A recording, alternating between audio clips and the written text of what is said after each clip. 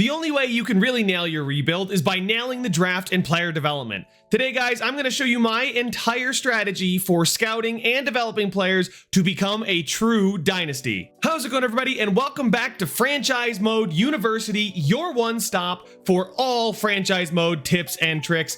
Today, guys, we are going over scouting, which is a very crucial part of every single rebuild. You want to be able to nail your draft picks, nail those top picks, especially if you're going to be trying to tank and accumulate assets at the beginning. And a lot of times you'll be trading your aging assets, your 30-year-old players and beyond, for those young superstars. So we'll also be covering how we best develop those players. For starters, we're going to go to the Assign Scout tab here right on the first quick link. And we're going to be taking a look at our scouts. Now, every time you start up a franchise mode save, you'll be met with this same assortment of scouts. You'll have 17 of the 20 scouts. You'll be fully scouted in the pros, as well as missing just a couple regions. I think especially the United States is always missing one. But as you guys can see here, here are our regions for the pros. This is the most important if you do play with Fog of War on. If you play with Fog of War off, I really don't care too much about the pro scouting at that point for trades and things like that. If you have Fog of War off, you'll be able to see the player's potential, the player's overall, everything about the players. You don't really need to worry about this. So what you could do is hit the square button on PlayStation or X button on Xbox, and you could fire these scouts and open up yourselves more spots for your amateur scouts. Your amateur scouts are the ones that are scouting the prospects. And as you guys can see, I have auto scouting turned on, and we'll touch on that in just a second, but I wanted to show you guys the basic setup for your scouts. So if we sort by regions, you'll see Russia, Liga, the SHL, the DEL, which is one of the leagues in Europe. You've got the USA, 2 of the 3 regions here, and then the 3 Canadian junior leagues. That is your default amateur setup. I like to flesh this out with maybe one more Russian scout, one more USA scout, and one more European scout. You could forego the European scout or the Russian scout and get an extra Canadian scout. This is where the bulk of your prospects are going to come from, but you certainly don't want to miss out on the SHL, Liga, or even the USA, because you can get some really top superstars from those leagues. But the majority of the second round, the third round, like the majority of the prospects are going to be coming from these Canadian leagues. And if you're curious just how to add the scouts, you see you can have 17 out of 20 scouts available. And with the scout salary over there to the right, you see how much space you have to pay them. If you have owner mode turned off, which is the way I like to play, you don't have to worry at all about your scout salary. You can just throw money at them and basically get all the best scouts available. So let's go ahead and fill out the rest of our amateur scouting so we can have 20 of 20 scouts. What we're going to do is just hit the start button to go to the hire scout screen. And you can see here that we have a list of all the available scouts, and it's sorted by their salary expectations. I like to sort by the overall, because that'll just kind of go under the hood and give you the best best scout based on all of their attributes.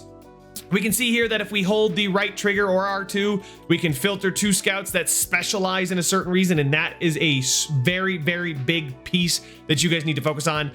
We want to find a scout that is well equipped to scout the region we want them to. So we'll start here at the top in Europe, and I want to get a second European scout. So if I click the right stick and look at Vicky Leszek, you can see this is their region familiarity, which is basically how good they're going to be at scouting each region.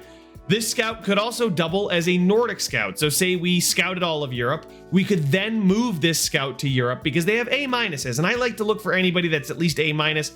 Obviously A plus is the best, and then trickling on the way down to E. But I'll hire this scout, Extra Liga, A plus, DEL, A plus. I will absolutely take that. Even the NLA at A minus, absolutely fine with that. So we will just go ahead and throw money at Vicky Leszek and bring them on board for us here. Let's also go ahead and bring in a USA scout, because there's 3 regions in the USA. I like to have all 3 scouts doing something. Now, there's not as many prospects coming out of the USA, so what you can do is just rotate 2 to 3 regions. You'll just move them when they're done with a certain region. I'll explain how you can be done with a certain region later on in this video, but for now, let's just go ahead and bring ourselves in a USA scout. We want somebody who's an A plus in the East, because we know that they're going to be in the East for us. So what I just did there, you can toggle between the scouts just by clicking the right or left triggers here. So we're back at Rory Rally here at the top. I'm going to bring in Marshall Merricks. I don't know what's with the alliteration right now, but thank you, EA, for making me try to do tongue twisters here. We'll give him all the salary offered, 2 years, bring him in there. Before we get to the part where we start assigning our scouts, I wanted to show you guys the settings. You might remember this from the franchise mode setup guide. If you haven't watched that one, go ahead and check it out.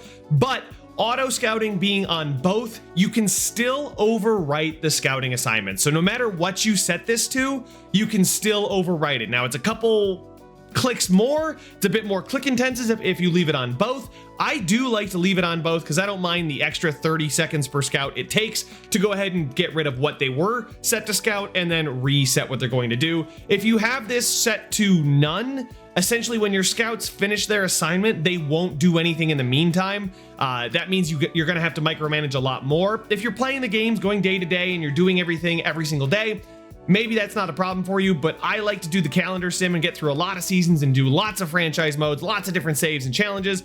I think both is the perfect sweet spot. So if I forget or get busy or a scout's in a region with not a lot of prospects, they can go ahead and do other things while I'm waiting for the scouts who I set in the larger regions to finish up. But now we're going to jump back into that assign scout tab here at the top, and we can go ahead and sort by region. You guys can see that we did bring in Merricks here, the new scout, and they assigned him to USA, or him or her, to USA West. I don't want them in USA West because I hired them to be a USA East scout. And we can go ahead and take a look at all the regions here in just a second. But if you're wondering, hey, how do I get them out of USA West and get them over to USA East? You can go ahead and highlight on the scout here and push the triangle or Y button. That'll bring up this menu. And you can see that we have 13 scouts active in North America, but that includes our NHL, AHL, and Canadian scouts. You can see here the rest of the world, Europe, Russia, the Nordic, and if you wanted to move a scout there, you absolutely could. For now, we wanted our scout from USA West to USA East. So we're gonna go ahead and go to USA and then move them over to USA East. And you can see that we have one scout in the region for USA West and Central. So you can see here, one there as well, and it'll show us our current scout that we're going to move, their region accuracy. You can see that when we get to USA East, however, there are 0 scouts in the region. So when you go to change your region, it actually subtracts the scout, because we should technically have 2 if we were including this scout, but it subtracts them. So if you're curious, where did my scouts go? I thought I had them all set up. That might be what you're seeing. But let's go ahead, move over to USA East here, go ahead and select it. It's going to cost $0 because owner mode is off, and it's going to take 4 hours, meaning basically it's going to take like a day of simulation for them to get there and establish themselves before they can start scouting all across the region. So let's go ahead and start setting up all across the region here. So we'll start with Russia, because if you sort by region by clicking the left stick in on region, you'll get all of your amateur regions grouped, if you will. So you've got Russia, you've got the Nordic countries, you've got Europe, you've got the USA, and then you've got Canada. And I like to look at it by this view too. So because I have the auto scouting on, you can see over to the right, they are scouting all of these players, and their estimated return date with their scouting reports is going to be March 20th. I don't want my scout scouting every player in Russia until March 20th. I like to chunk it up into 6-week to 2-month increments, so 6 to 8 weeks. So right now we're on September 20th. I'm going to go ahead and hit the select button, the A or X button, scout specific players by toggling to the right and going there. And you can see that, yes, there's already selected players in here for me. And I don't want that. And when I said that I don't mind clearing it out, this is what I mean. So we go through and we just go hover over every player and hit the square or X button, and then just keep scrolling through until we can see over to the right, there's no more assigned players. And you can see that the estimated date is now null. If we go ahead and select X or A on a certain player and go over all the way to the right is potential and comparison. That is the only scouting assignment I recommend you do. It's the best value for your time, and I think it's going to be the best way to identify the players you're going to want to draft, because you're not going to want to draft a player who doesn't have potential and is a 71 overall right now. That player might just stay in the AHL forever. What you want to find are those gems, those elite talents, and those high upside players.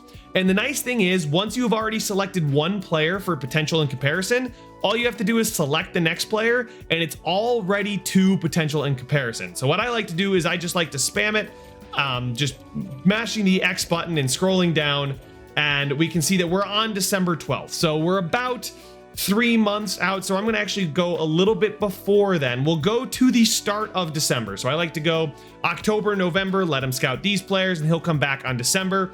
Once we're there, we know our date's December 3rd. We're going to go ahead and hit the start button to confirm our assignment.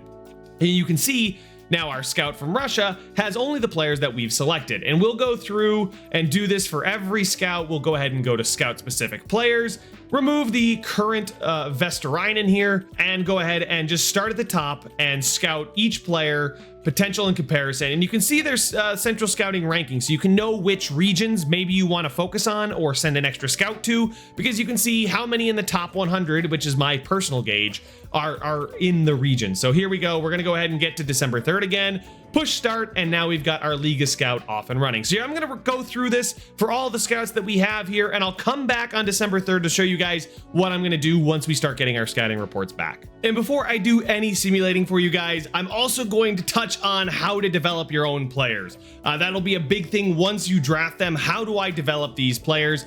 And the best way to determine when you first start a save who is your most valuable player, how should I look at my roster, is to come into the trade screen and to look at your trade value. That'll tell you any guys potentially in the NHL that are elite that you want to keep an eye on. With the Sabres, you're keeping an eye on Owen Power. You're really trying to develop Zach Benson, the forward, who's just 20 years old. Bo Byram at 24 still has a couple years to progress, and players really do progress up until about 26, 27. When they turn 27, like Tage Thompson, you can see they have exact potential. Josh Norris is only 26 and is medium potential, so he still has a chance to grow basically until his 27th birthday. The difference between high, medium, and low too with the potential ranges, I should touch on this for you guys. Low means they're less likely to hit that potential range, though they can. It's still part of their potential. It's less likely. Medium, they're probably going to hit it. They won't be something spectacular, but they're probably going to hit the range. And then high means they're very likely to hit that range. They're very likely to be towards the top of a range too. The high elite here for Rasmus Dahlins means he's going to be a pretty much bang on. You're going to have a superstar on your hands. Medium elite and medium top 6, and medium's the one you're going to see most often. Low, you will see. I don't like to go after low potential players unless it is low elite, low franchise, one of those game breaking players where you can acquire them for pretty cheap. Go to another team, find a low elite player, maybe Columbus. And once you found that low elite player here on Columbus, Jordan Dumais, you can see he's low elite, he's 70, he's 21. He's a guy that you could get for absolutely no trade value. You go ahead and let's go ahead and throw them a 6th for Jordan Dumais. That probably won't go through. It's rejected, so let's go ahead and just call them, ask them what they want. And there you go. There's a trade offer that we could send to Columbus for Jordan Dumais, a low elite winger for us. Ryan Johnson, a medium top 6 defenseman, means his potential is probably going to be an 80, 81 at best. And at worst, he's lower than that, in the high 70s. So at this point, I don't see any reason not to throw Ryan Johnson in the 7th for a guy that's got a low elite potential. Elite meaning he can get above 88, 89, 90. He can get into that range. So honestly, I think that's a pretty fine swap. I'm going to bet on the future. He's going to be sent down to the minors. That's fine. And I'll show you how we're going to try and best develop Jordan Dumais. So we're now down here in the AHL. And as you can see, the 70 overall Dumais would probably just replace Brendan Warren. So we're going to click the left stick, go to head coach preferred lines. Okay, he didn't replace him exactly, but there he is on the 3rd line. We need to be giving him all the AHL ice time imaginable. So Carson Meyer here is a guy that has exact bottom 6 potential. He is not growing at all. Once you hit exact, you really stop growing naturally. It becomes a matter of, do you score a lot of goals? Do you get a lot of points? Otherwise, your overall is not going to go up. So he's a 76. We're going to move him down there, and we're going to put Jordan Dumais up on the top line with Noah Ostlund and Isaac Rosen. Both of these guys, young, 22, 21, medium top 6 potential. We want to give them as much ice time as possible as well. And Jordan Dumais as low elite, we're obviously going to try and give him as much ice time as possible, like I mentioned. So He's now on the first power play line as well. It looks like the AI coach was smart enough to do that as well for us. We'd like to do that for the fourth power, or the 4-on-4 power play. There he is already there, so you love to see it. The coach and I are on the same page. Penalty kill, maybe not. Don't want to put him on the penalty kill, maybe, but we want to make sure we give him as much ice time. He's a sniper, so he's going to hurt the team down here if I replace Brendan Warren. So I'm not going to do that, but we're going to give him power play and even strength, as much ice time as possible. And that's really what it comes down to for these guys. Now, sometimes you'll have guys that are allowed to play in the CHL. If we take a look at the proposed trade screen again, we're going to go ahead and take a look at Buffalo Sabres defenseman Radim Murtka, and you're going to see he's in the CHL. So for a player that has CHL eligibility, you ideally want to leave them unsigned until you can give them as much ice time as possible. If you draft a franchise player, you can leave them unsigned for a year. They may or may not develop better that way, but I found that by not burning that year of the ELC, you would know one way or another, did they develop, right? Sometimes you draft a franchise player at 80 overall, you leave them in the minors, and then you sign, or not in the minors, but you leave him in the CHL. You don't sign him to a contract. He then has become an 88, 89 overall rookie. And then, by the way, you still have 3 years of him making less than $1 million. So a guy like Radim Murtka here, if you draft him and you go into proposed trade and you can't find out where they are, like you can't add them to your roster or something, they're likely in the CHL. And what that means is when they're from the CHL, they're the OHL, the QMJHL, or the WHL, one of those 3 leagues I mentioned earlier. So Murtka is going to be spending the rest of the season at the CHL level, and we'll check in on his progress come the start of next season. But this also applies to players in the NHL. We can see Zach Benson here is a medium elite at just 20 years old. I want to get him as much ice time as I can with quality line mates. So him and Alex Tuck and Tage Thompson are going to be our first line. Those guys should hopefully put up a ton of points for us. We can see we're getting the minus here because of Jack Quinn, it looks like. The Sabres are an interesting force. Justin Danforth is 81. That's crazy to me that he's better than Josh Doan. I don't think that's going to stay, but hey, Josh Doan, here he is. There you go. We're going to kind of balance the lines. Kulik at medium top 6. I want to get him a lot of ice time. I want to get him a lot of goals, but I also don't want to put him in over his head. With a player at medium elite, I want to get him as much ice time as possible. But when you get to that top 4, top 6 potential, I want to get those guys in a more balanced role and put them here with Norris and McLeod, so he won't be completely out of place as well. So looking at the blue line, you can see Owen Power is playing with Rasmus Dahlin, and while in real life I don't know if I'd want that to happen, I think it's totally fine here. You've got Michael Kesselring, a medium top 4, playing with another medium top 4, and I think that's a great second pairing. And then Matthias Samuelsson, who's still got a little bit of potential at medium top 4, is going to play with Jacob Bryson. I don't really have a spot to move Matthias Samuelsson up, but I'm going to try and play all these guys at the appropriate ice time, which is a big factor. You're also going to want to check in on their points, but we will do that later on. So let's go ahead, get back to where our scouts have returned with their first scouting report. So we've now officially made it to December 3rd. We're 8-16-2, so things aren't necessarily going well, and we're not too sure where that's coming from potentially. However, we can see that, you know, Zach Benson's an 82. He's got 15 points in 26 games and only is a -1, which is not too terrible. Yuri Kulik's a -13, which is really bad. We really don't want to see that. So we might be better served moving him to the second line to the third line to play center for us. He plays center on the Sabres first line, yet EA doesn't give him the center rating, and they have 75 faceoffs for him. Either way, we can see that Zach Benson is looking very good for us. Owen Power also looking very good for us as well. So the whole team seems to be developing kind of the way we want to. If we really want to see the progress reports, and how people are actually progressing, we can head here to the progress report screen and see that Yuri Kulik has 11 modified. And what's huge is our +4 to puck control and natural growth. You can see his defensive awareness has gotten up, his shot blocking and stick checking have gotten up. So I know some of this may be this natural growth is due to our preseason settings. The strength, the body checking, the aggressiveness, the speed is preseason, but shot blocking and stick checking are not because of preseason. Shot power here, again, not because of our preseason. I chose the 5v5, which does puck control, which does offensive and defensive awareness, and then minus to speed. So you can see that the reason he got +4 puck control, 1 offensive awareness is the preseason development, but that is still important. You still want to get your guys offensive and defensive awareness. Those are the best for the sim. But you can see his shot power, both his slap shot and his wrist shot, has naturally developed by 1, so he is growing very, very nicely. Same thing with Zach Benson here. You can see obviously puck control and offensive awareness, but discipline, shot power as well. So things are looking good as far as their development. It's only 2 months into the season, so we can't expect too much. But there we go. Jordan Dumais,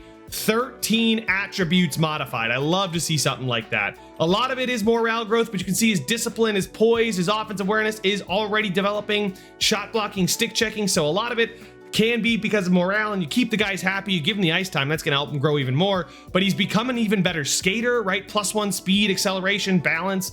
I didn't do anything with the AHL, so all of this natural growth is just natural growth out of Jordan Dumais. So don't be dissuaded if you can see a low elite player who's already 21 and is still 70. Well, he's now at 72, and with the morale boost, he's going to get even better, and these guys are going to keep developing for us. We'll check in once again in the at the end of the season, but I wanted to show you guys that if you do these little things early in the season and you do it for the whole season and you just trust it, you kind of commit to the development, your players will see positive growth. But as I said, it is December 3rd, so our scouts have returned from their first scouting mission and have come back with their first reports for us. So let's dive into our Russian scout here, the scout specific players tab again. And you can see that our scout recommendation is no longer these question marks, but we actually have recommendations from the scout. Meanwhile, I'm going to clear out all of this. There we go. We're done with the pre-assigned players, but let's go ahead and dive in and see what our scout has uncovered. You can see Kirill Komutov. Oh my God, why did I start with Russia? You can see we already know that they're 3 years away from the NHL. We've already found out their scheme fit, their personality. We found out their weaknesses. They're small. Gee, really, thanks. Thanks for the detailed scouting report there. We can see a little bit about their individual skills and whatnot. So, and their player style. We are slowly uncovering their potential, and this is where I like to really dive in to the next strategy I like to do, and it's flipping through all the players and seeing what we know about each player, right? So we don't know, we're not maxed out on anybody yet, so we're gonna go through and just go ahead and get to maybe the trade deadline, February 15th. Well, February 15th is not the trade deadline, but we'll get to around Valentine's Day, right? Another 8 players. Go ahead and scout those 8 players for me, and then we'll move on. So let's go ahead, dive down here. I believe the OHL and WHL were stacked. Chow here is our best scout. So I wouldn't be surprised if we already know Ethan Belchetz. Actually, we don't. You'll be able to see the next time we return, they will have some of these players will have all of their scouting completely done. So we'll go ahead, jump to that point, and I'll show you guys where it makes the most sense. So I jumped the gun a little bit. It looks like if I just would have gone to Liga, Erzberg here, Mats Erzberg, is completely scouted. All we sent our scout out to do was scout their potential and comparison. Yeah, they came back with playing style, they came back with strengths. We know his shooting is an A-, his puck skills are an A. We know everything about this guy, and his potential is medium elite, but he is 1 year away. We're not entirely certain about the scheme fit, but with the fact that you can talk to players now, I'm less concerned about scheme fits when drafting players. But that means we're done. Mats Erzberg has a full potential. You see the 4 bars next to the binoculars? That means he's done, which means we don't have to send our scout back out to scout him. And now we can see there's only 2 bars on, oh my God, I really should have started in the USA. Doman Christoph Zongoth. I absolutely butchered that. I am so sorry to any Finns listening to this video, but please believe me, I tried my best. And there we go. So we're going to go ahead and scout all of these players because, as you guys can see, the potential is not yet fully uncovered. You will have times where players further down the list are fully uncovered, which is why I like to find the first player that is fully scouted, go down to the next player, see if they're fully scouted, scout them, and then after that, I like to flip through until I find fully scouted players, go out. You can see I'm highlighted over Kotajärvi here, and then I would just go back and fill in the blank. So that's how I like to do the most efficient way to determine if you're not going to double scout a player you already know everything about. Ledin, Vitali, we should know everything about these guys. The top 5 picks in the draft usually get filled in almost immediately for you. So you can see Henry Vitali is currently being scouted, so we're going to go ahead and bring them in. Stenberg here. See, Stenberg, though, we know is low elite, so why bother? with Rohan Mangon. Anyway, this player, we will go ahead and scout them, but we skip Stenberg because we have them fully scouted, and then we'll just kind of flip through and okay, yeah, that's enough players where we don't have the potential scouted, so I think we should go ahead and keep scouting everybody. But that helps you work your way down the list outside of the top 100 a little bit. And we'll go ahead and do this again and again and again, but you guys, I think, get the gist at this point of how I like to find players that I've already scouted and then just kind of move on from there. Here we are, guys, at the end of season number 1, and we didn't make the playoffs, but that's not the goal of today's video. It's to develop our young players and take a step towards the future. And you can see Zach Benson played 89 games. I don't know if that includes the preseason. I think it might. But he only played 82. He put up 50 points, but was a plus 24 on that top line, so not a lot of points.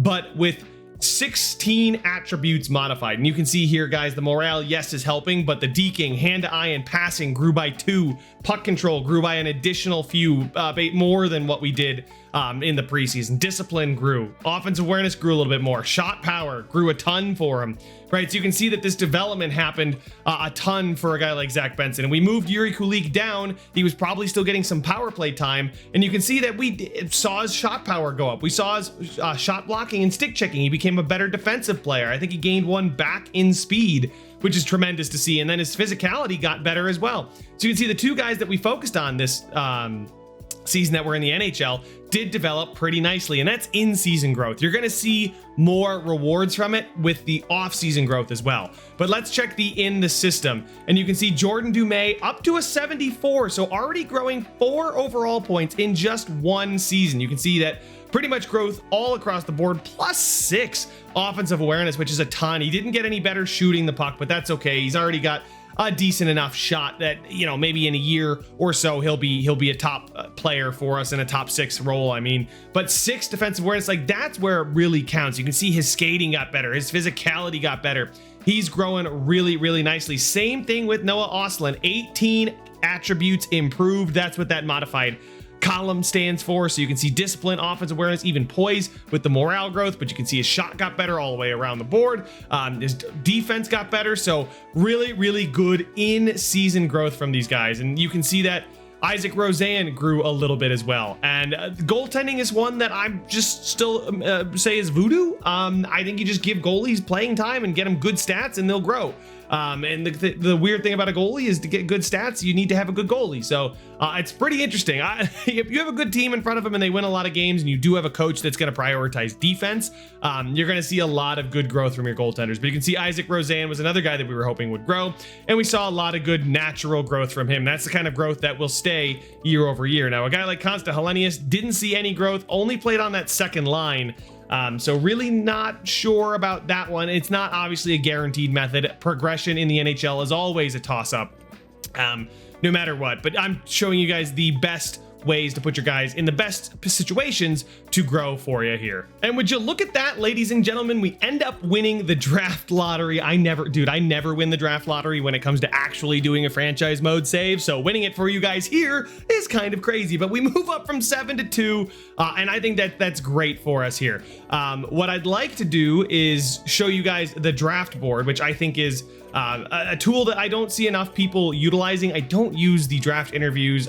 I have here and there, but it's not something I spend too much time on. You can really find out how long it's going to take a player to make the NHL, though, which I do find helpful. That can be the decision maker if a guy's going to be 2 years away or 3 years away. That generally tells you how their overall is. But let's go ahead and take a look at the draft board. And you can see our projected picks here. We're going to have the number 2 pick overall, but then we don't have a pick until the 7th pick of the 3rd round. We do have 2 picks in the 4th round, so maybe we can move around that way. But you know, you can see here, I actually do like to see how is our forward strength based on the prospects and the trades we've made and signings and stuff like that, and who's grown and who's developed. And our top 6 forwards are now neutral thanks to Zach Benson growing into a second line forward role. Yuri Kulik is an 84 growing into that role pretty nicely. And you can see that defensemen Well, we don't really need to prioritize defensemen. Dahlin has grown to high franchise potential, which is insane. Like, a potential can grow, but the fact that his potential grew after the season we had is absolutely kind of absurd. You can see Owen Power is now a 90 overall as well. Bo Byram's an 86, Kesselring's 85, Samuelson 83, Bryson 80. Like, all of the defensemen grew a little bit. And then goaltending, seems like starting goalie is a weakness for us, as it says. We've got decent depth in the org, right? Devin Levi is the goalie of the future, hopefully, and he'll develop. But Ukko-Pekka Luukkonen is a little bit lacking as a starting goaltender right now. We probably need to get a little bit better there, but I'm not going to use the second overall pick in the draft on that. And they are basically saying the scouts recommending Cade Clemmy here is the guy that they want us to take. So we'll go ahead, jump into the draft, and I'll show you a bit of my decision-making process when it comes to draft day. So here we are in the draft. The Red Wings actually have the first overall pick, so it's a back-to-back Atlantic picks. Oh, look at that. 3 of the 4 Atlantic teams is the first 4 picks. But here we go. Let's go ahead and just sim the pick there. It's Ladine. I think that one was kind of self-explanatory, and I'm kind of happy we didn't win it because it's another left-handed defenseman. Oh my God. No wonder why we won the lottery. It's a left-handed defenseman as the first overall pick. Dahlin, Power, hello, Byram. Not a first overall pick, but hey, look at that. We got a 6'3" forward. Wow, this is exactly what the Sabres need. But he is a two-way forward. I'm not in love with two-way forwards, but as an NHL-ready player that plays like Mark Stone, A+ shot is great. I don't want another defenseman. The other guy that could potentially be in play for me here is Clayton Lotz, 18-year-old sniper, also NHL ready. I think I like the idea of getting a sniper on this roster, a center sniper. The Sabres kind of need somebody like that. Tage Thompson is 27, and I think they just need another center sniper. But 6'3", Cade Clemmy, I think is kind of what the Sabres need, a two-way forward. I could go either way. I'm going to go ahead and go with the higher ranked player. He's probably going to have a slightly higher overall. In fact, they might have the same ranked overall. I mean, A+ shooting for Cade here, A+ shooting for Lotz, A puck skills, A- senses, A- senses, A- skating, A- physical, blah, like you guys can see that Clemmy is a little bit better just in his attributes right now. So we're gonna go ahead and take him. The size certainly helps. 79 overall, medium elite, two-way forward, as we expected. And that means the Senators get Lotz, a 78 overall, so basically the same player. 78 overall, you can see their stats already because we have Fog of War off, which is super nice for analyzing the prospects. And you can see a really well-rounded player here in Cade Clemmy. Don't know if he's ever going to be a superstar, like putting up dominant numbers, but at this point, you know, with Benson and whatever, just based on your team, make that decision. But I decided to go that guy because he was ranked number 2 overall. But let's go ahead and take a look at the draft class, because we should have a good amount of detail on a lot of players because we prioritize potential. So if we wanted to, we could jump back into the round and take a look at some of these guys, but they're busts. And I like to avoid busts. I don't overly draft gems, but busts are not something I like to go after. But if we really wanted to go after a defenseman, Chase Reed here, right? We know that Chase Reed's a medium top 4, 3 years away, so a pretty solid overall coming out the gate. If we really wanted to go after Noah Ta'amu, we could. I doubt that he's going to be medium elite, and the reason I say that is because when you see an elite with 2 bars, that's likely going to change. I believe it can move once or twice based on, so the amount of bars you're missing is the amount it can move. So McLean here is probably going to be a top 9 forward because that's the that is the potential rating just above bottom 6. So it goes franchise, elite, top 6 forward, top 9 forward, bottom 6 forward, and I believe AHL top 6 is just below. So I'm gonna guess Cash Alger East is also a medium top 9 forward because it goes AHL top 6, bottom 6, top 9 forward there. So you can imagine that these guys at the end of the round are most likely going to be that top 9 forward, and you can see that Carter Stevens here is medium top 9, so that just kind of, these guys are all kind of grouped together and lumped together like that. But now we're going to go ahead and click the left stick and sort by potential, and you can see we didn't identify any bona fide medium elites. However, what we did find is a low elite defensive defenseman who is 17 years old. Now, this is a guy I am absolutely going to pin to my draft board, so I do not forget to take him at pick 127. Let's go ahead and take a look at our draft board, and this is where I think it becomes super nice to see. You can see with our 4th round pick here, pick 32, the Central Scouts rankings are in the high 120s. Here you can see the Central Scout rankings are in the 90s, so that means we can go ahead and pass on that low elite player in the 3rd round, should we want to, and take him in the 4th round because he's not going to jump at that many spots, right? He's ranked 127.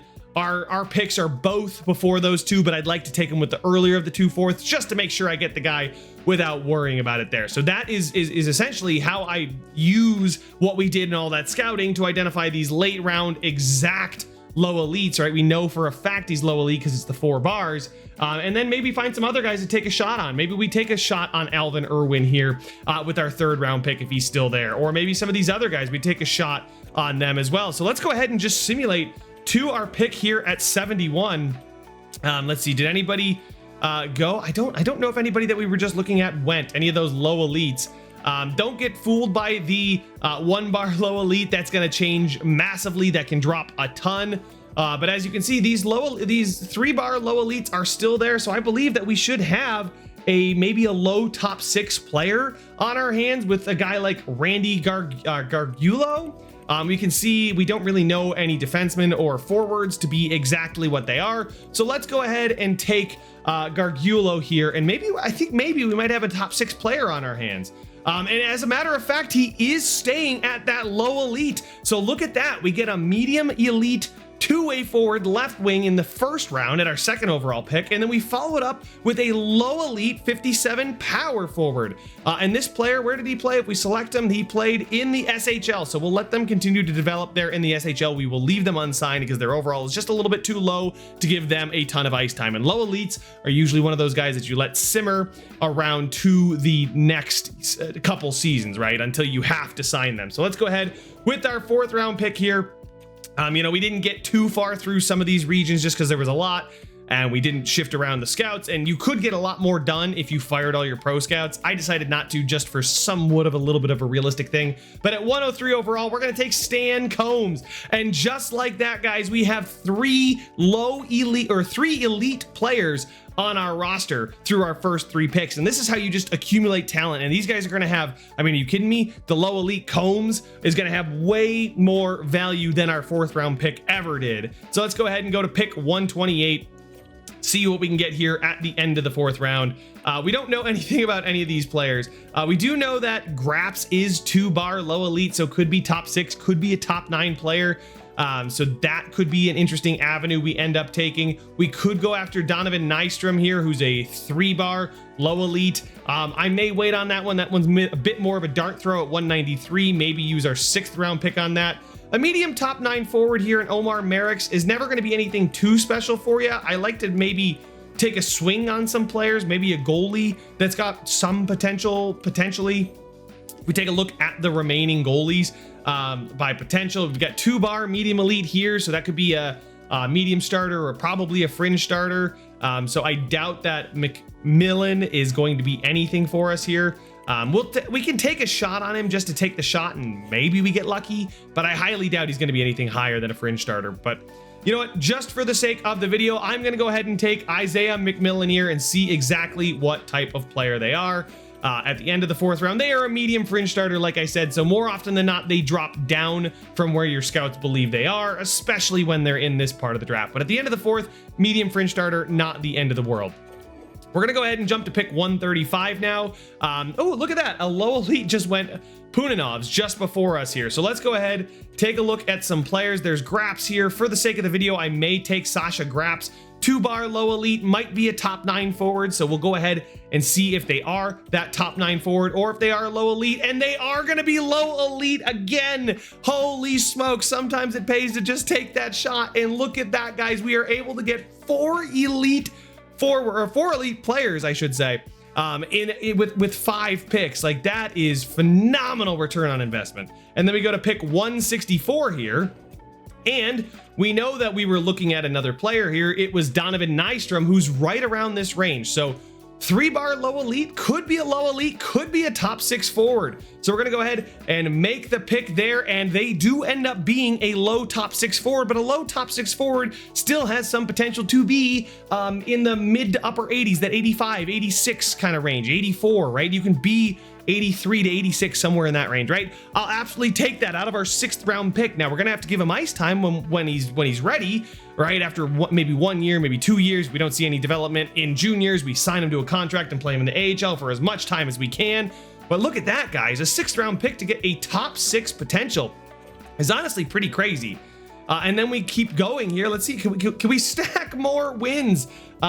We got 2-bar medium top 9s. That could be a bottom 6 or an AHLer. A low top 4 could be a medium or could be a top 6 or could be an AHL top 2. We don't really know too much else. The medium bottom 6 forward could jump up to be a top 9 forward, which would be probably our best case scenario. Or there's Strombolopoulos here, whose 2-bar medium backup could be an AHL starter or AHL fringe starter, I believe. Or I think it would go down to AHL fringe starter and all the way up to medium starter. So we could take another shot on a goalie, but for now, I don't know.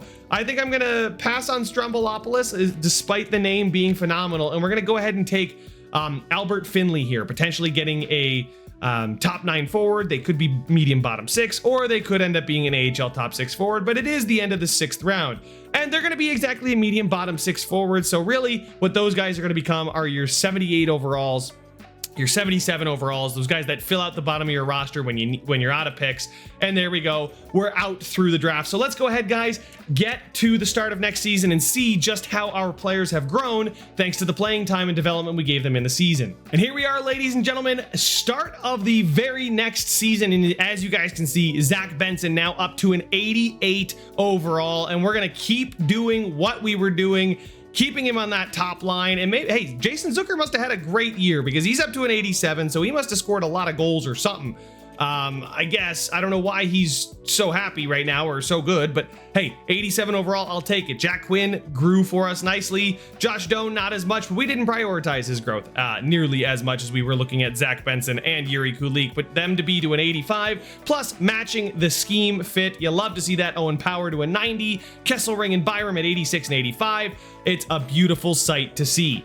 And then we take a look at the AHL, and we can see that Noah Ostlund has grown to an 82 overall. Jordan Dumais up to a 76 overall. So remember, we parted ways with an AHL level defenseman and a 7th. He's already up to a 76, and he's got more time to grow at just 22 years old. We can go ahead, slap him on that top line again, playing with Ostlund and our 1st round pick, Cade Climmy, who I guess they ended up signing. I wouldn't recommend doing that. I turned on auto signing just so I could get through it and show you guys a real roster and not have to just monkey around with it too long. But as you guys can see, that was an absolute slam dunk of a draft, and our players have grown and developed exactly how we want them to. Kulik now getting the +3 with Thompson and Benson on that top line. We let Alex Tuck walk, so be it.